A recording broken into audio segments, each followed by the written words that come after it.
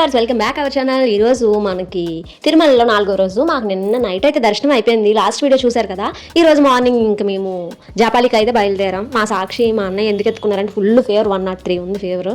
చాలా అంటే చాలా ఎక్కువ వచ్చేసింది ఫీవర్. నైట్ అంతా చల్ల డాన్స్ లేసింది కదా, ఇంకా జ్వరం అయితే చాలా ఎక్కువ ఉంది. ఇంకా మరి రూమ్లో ఒకవేళ ఉండిపోయినా మరి ఇంకా అలా ఇంకా డల్ అయిపోతుందని చెప్పేసి మేమైతే ఇంకా జపాలి బయలుదేరాం. జపాలికి వెళ్లే ముందు అసలు మనం వచ్చాం కానీ వెంగమాంబ దగ్గర భోజనమే చేయలేదు. ఒక్కసారి చేసాం, అది 2వ రోజు.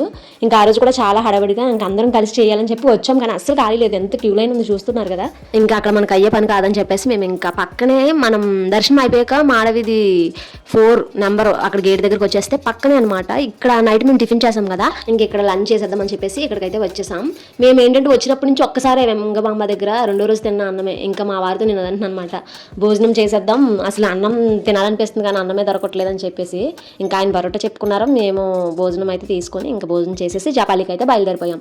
జపాలికి వెళ్ళినప్పటికీ క్లౌడీగా ఉంది. మేఘాలు ఎక్కువ ఉన్నందుకు ప్లస్ పాయింట్ ఏంటంటే మనం ఈజీగా నడిచేయచ్చు. అందులోనే సాక్షికి జ్వరం వల్ల అసలు అన్నయ్య అలా ఎత్తుకునే ఉండాల్సి వచ్చింది. మేము ఆగాగి నడిచాం అందుకని చెప్పేసి. యాక్చువల్గా సాక్షి యాక్టివ్గా ఉంటే చాలా స్పీడ్గా నడుస్తుంది మనతో సమానంగా, కానీ ఇంకా ఫుల్ ఫీవర్ కదా, చాలా అంటే చాలా అలసిపోయింది. 3 రోజులు అసలు నైట్ 12 దాటిన తర్వాత పడుకున్నాం. అందులోని ఫుడ్ కూడా టైం తీసుకోలేదు కదా, ఎక్కువ అలసట వల్ల ఫీవర్ అనేది వచ్చింది. నేను మెడిసిన్ కూడా పట్టుకొని వచ్చాను.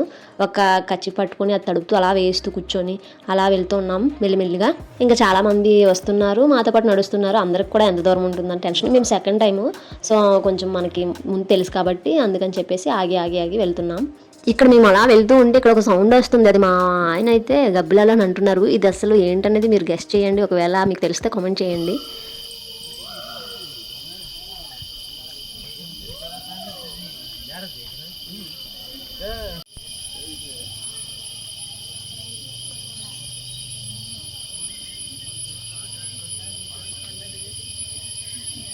అదేం సౌండ్ అంటారు, ఎవరికైనా తెలిసిందా కామెంట్ చేయండి. మిడతలను ఒకసారి అంటున్నారు, గబ్బిలాలను ఒకసారి అంటున్నారు. ఈ లోపు మాకు వెళ్తూ ఉండగా పునుగు పిల్ల అయితే కనిపించింది. ఇక్కడ జాపాలిలో మనకి ఎక్కువ కనిపిస్తాయి కదా.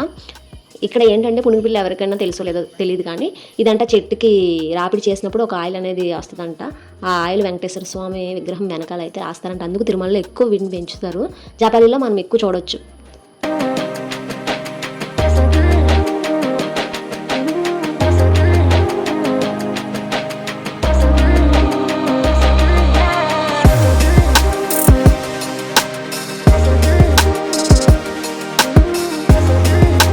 ఇంకా మనం హనుమాన్ మందిరం దగ్గరికి అయితే వచ్చేసాం. ఇక్కడ మీకు తెలుసో లేదో హనుమంతుడు జన్మస్థలం అని కూడా అంటారు జాపాలి, అందుకే ఫేమస్ అయిందని కూడా ఇక్కడ అంటూ ఉంటారు. మనకి దగ్గరికి వెళ్ళే కొద్దీ పక్కనే మనకి పూజకు కావాల్సిన సామాగ్రి, ఇంకా కొన్ని వస్తువులు అన్నీ అమ్ముతారు. ఇంకా మనకి ఇత్తడి విగ్రహాలు కూడా ఇక్కడ చిన్న షాప్స్ అయితే ఉన్నాయి. ఇంకా ఫస్ట్ మనం వెళ్ళగానే ఇక్కడ ఒక పెద్ద చెట్టు. జాపాలిలో ఏంటంటే చాలా పెద్ద చెట్లు ఉంటాయి, అవి చాలా ఏళ్ల క్రితం ఉన్న చెట్లే.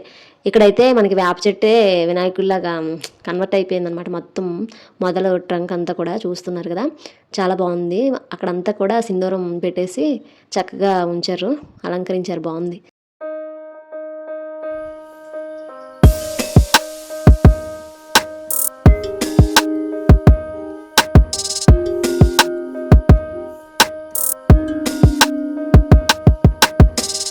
మనకైతే ఆంజనేయ స్వామివారి దర్శనం ఇచ్చేది ఈ టెంపుల్లోనే. నిన్నే మనకి హనుమాన్ జయంతి అయింది కదా, అందుకని చెప్పి ఫుల్ డెకరేషన్తో ఉంది టెంపుల్ అంతా కూడా. ఇంకా పువ్వులు అవన్నీ కూడా చాలా చక్కగా ఉంది ఆలయం చూడడానికి, చాలా బాగుంది. మేము లాస్ట్ టైం వచ్చినప్పటికి ఇప్పుడు కూడా చాలా మార్చారు అన్ని టెంపుల్స్లో కూడా. అలాగే జపాలి కూడా ఎంత ఎక్కువ ఉండేది కాదు, చుట్టూ కూడా చాలా నీట్గా చేశారు ఇప్పుడు, చాలా బాగుంది. ఇంకా మేము ఫస్ట్ అయితే అక్కడ పూజ సామాన్ తీసుకున్నాం కదా, అక్కడ నెయ్యి ప్యాకెట్లు అయితే ఇచ్చారు. అందులో వాడితే ఇక్కడ దీపం మీద వేసేస్తున్నాం, ఎందుకంటే దర్శనం అయిపోయింది మాకు. లోపల కొబ్బరికి కూడా బయట కొట్టి పట్టుకెళ్తే జస్ట్ అలా మనకి గోత్రనామాలు చదివేసి మనం దర్శనం చేసుకొని వచ్చేయడమే. లోపలికి అయితే నెయ్యి ప్యాకెట్లు ఏమీ అలా లేదు, ఇంకా అందుకని ఇక్కడ మేము వేసేస్తున్నాం. ఇక్కడ కూడా స్వామివారిని లోపల వీడియో తీయలేదు, మీరేమనుకోవద్దు. ఎందుకంటే ఒకవేళ తీసేలా ఉంటే నేనే తీసేదాన్ని. చాలా స్ట్రిక్ట్గా ఉన్నాయి కదా ఇప్పుడు టెంపుల్స్ అన్నీ కూడా. కొన్ని చోట్ల తీనేస్తున్నారు, కొన్ని చోట్ల అయితే తీనివ్వట్లేదు. ముందే అక్కడ ఫ్లెక్స్ పెట్టేస్తున్నారు తీయొద్దని చెప్పేసి బోర్డ్స్. ఇంకా అందుకని చెప్పి నేను అంతా కూడా బయటనే కవర్ చేశాను.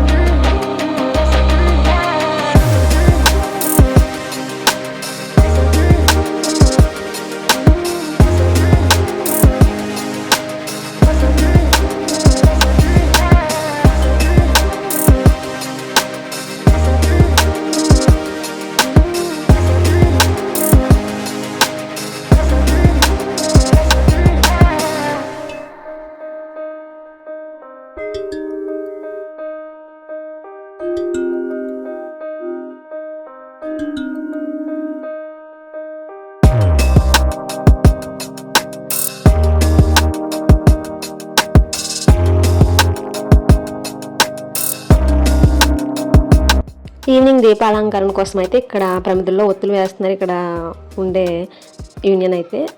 మనకి ఎప్పుడు కూడా జపాలీలో కరెక్ట్గా మేము హనుమాన్ జయంతికి రావడం అనేది చాలా చక్కని విషయం. అంటే మరుసటి రోజు అంటే ఇక్కడ కొన్ని 9 days 11 days ఉత్సవాలు అయితే జరిపిస్తారు కదా సోమవారికి. అలా చాలా అదృష్టంగా భావించాం మేము సెకండ్ డే రావడం.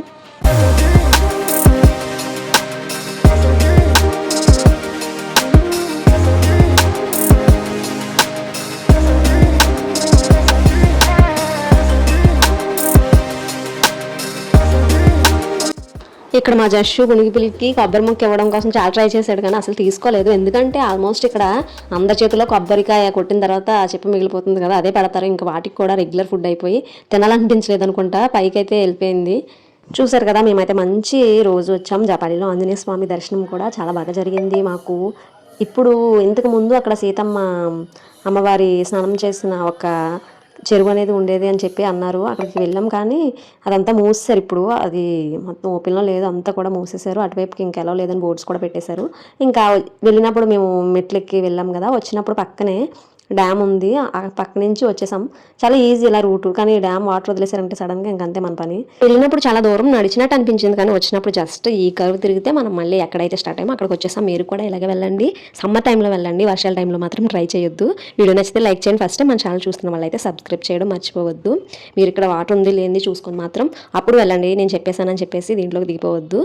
మాకు కూడా ఫస్ట్ టైం కదా ఇటు రావడం, అందుకని చెప్పేసి తెలియలేదు ఇది డ్యామ్ అని. ఒకవేళ తెలిసి ఉంటే కనుక రాకపోయే వాళ్ళం. అంటే అంత డేంజర్ ఏం కాదు, గేట్లు ఎత్తినప్పుడు మాత్రం మనం చూసుకొని రావడం మంచిది కదా. మనకి చూస్తున్నారు కదా అక్కడ రెడ్ స్టోన్ వరకు వాటర్ అనేది వచ్చేస్తుంది అనమాట వచ్చినప్పుడు మాత్రం. తర్వాత మేము రూమ్కి వచ్చేసి కొద్దిసేపు అయితే కూర్చొని కబుర్లు చెప్పుకుంటున్నాం, అసలు మేము ఎలా వెళ్ళాం ఎలా వచ్చాం అనేది. మొత్తం అంతా కూడా దారిలో జరిగిన జోక్స్ అన్ని ఒకసారి గుర్తు చేసుకొని మళ్ళీ నవ్వుకుంటున్నాం.